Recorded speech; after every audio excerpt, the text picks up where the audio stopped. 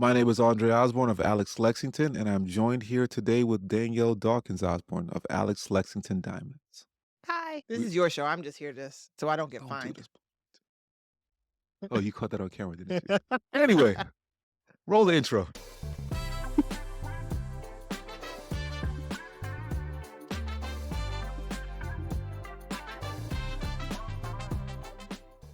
What are the key factors to consider when designing fine custom jewelry? The first factor is always how much are you going to spend? Please understand that when you look at pieces of jewelry online, you're going to see it for a price that has been spread out across however many hundreds of thousands they've made of that one item. Well, you're coming to make a one of one, you're spreading the cost out over your one of one.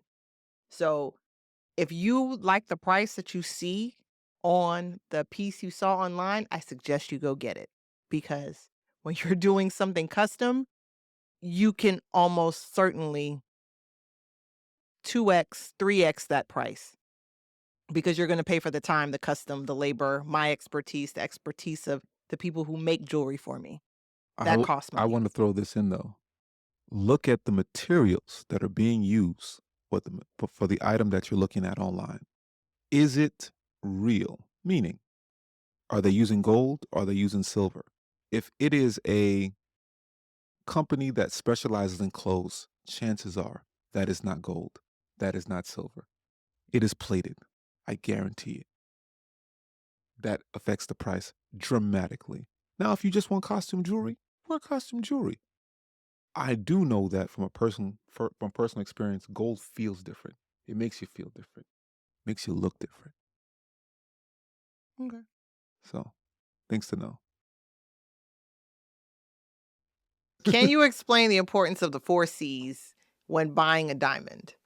I would tell anybody when you're buying jewelry, the first thing is always how much money you're going to spend because that is going to determine which of the 4 C's we're going to focus on. And if you, let's just throw out basic numbers. If you have $1,000 you want to spend, we have to decide, is the size more important to you? Is the clarity more important to you? Or is the color more important to you? Whichever one of those you tell me is most important is where I'm going to focus. Can I throw in the fact that clear white stones always look better, no matter which you choose?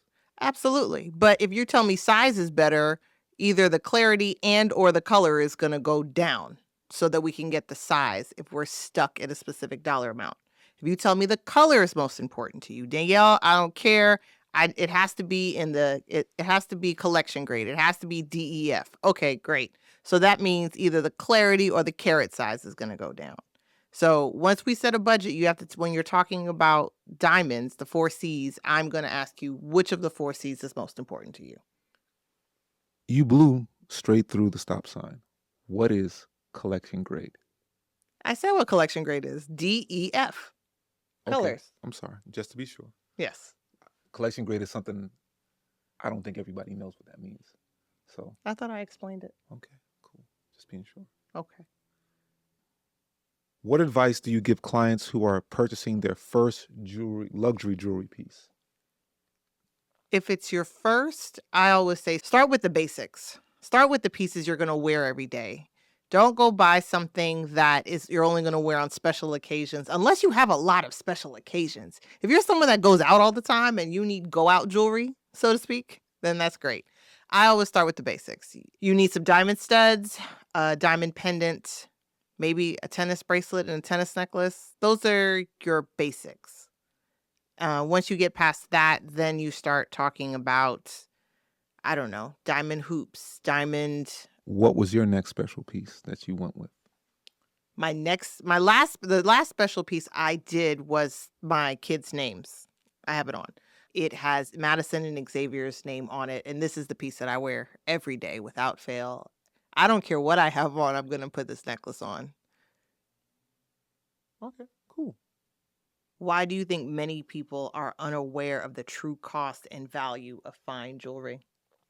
Every company wants their hand in the market, meaning you go to the mall, a clothing brand They're just trying to expand the portfolio of what they do. So they're going to provide a duplicate, replica of something that you know to be tried and true, that typically was only produced by a house or family that produces fine jewelry. So with the market flooded, and you go to the mall or wherever the general shopping areas are, you're going to see products that are lookalikes. So that's why it's hard to, you know, trust some brands that might be tried and true. Did I answer that correctly? Mhm. Why do you think they don't understand the cost? Oh, yes. So The true cost. So I guess cost and value, because there's I think it touches on what you were saying about, going to the mall, general people well, replicating things. the houses. So there are houses that have been in the jewelry space for more than 100 years. You're paying for their name. Yeah. That is one of those it is what it is situation. Yes, that's gold. Yes, that's silver. Yes, that's platinum. It doesn't change the fact that you are paying for the name that's attached to Yeah. whatever the piece is. If they're advertising at, let's say, a US Open, a major magazine that you know, they're investing more money in. Therefore, they're going to charge more money on the back end. Someone has to pay for that. Someone has to pay for that. Here's the wild part: it doesn't make them more reputable than a family that's been doing it for 2 generations, 3 generations. It just means that they're more recognizable. So people don't know the value of what you might be offering from a price perspective, because they say, oh, it's supposed to cost this. And they only want to get it from that company that charges that price, even though you might be offering them a better product, better value, or comparable value at a better price. It just depends on what they're interested in or what they care to pay attention to follow based on the way clients are reacting. What are some common misconceptions people have about buying diamonds or fine jewelry? They think they're making an investment, Oh a boy. financial investment. You're investing. You're investing in emotions. You're investing in seeing something pretty. You're investing in a look. You're investing in a lot of things. It's not financial. There is a price point where it becomes an investment, but that's, to me, that's when you start talking about Sotheby's and what's the other auction house? Christie's. Christie's. When you're talking about Sotheby's and Christie's types auctions, now we're talking about investment pieces. For those level products, which we also have access to. Listen, get the people what they want. How do you balance classic elegance with modern designs in your jewelry creations? Every piece is different. And it takes, when you're taking something that's old, you're really getting the essence of the client that you're dealing with now and trying to preserve what grandma made or purchased 50, 60 years ago. So, assuming the piece is classic elegance and there are clean lines, it makes my job easier to create a new piece. And with modern technology the way it is, it makes it even faster. You're talking about taking images in a computer and then creating something out of it. Okay. 3D printing has made things like that easier.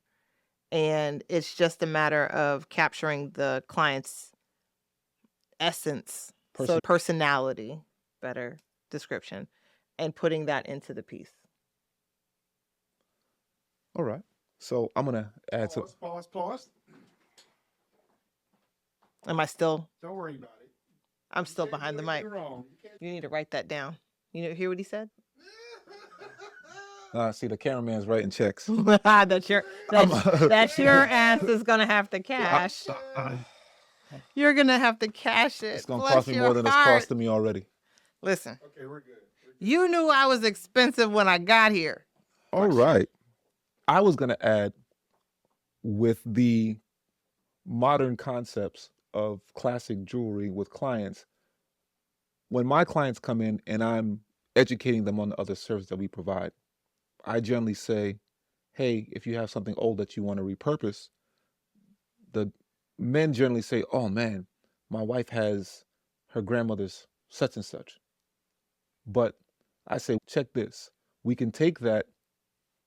Your wife's not wearing what your grandmother wore, 9 times out of 10.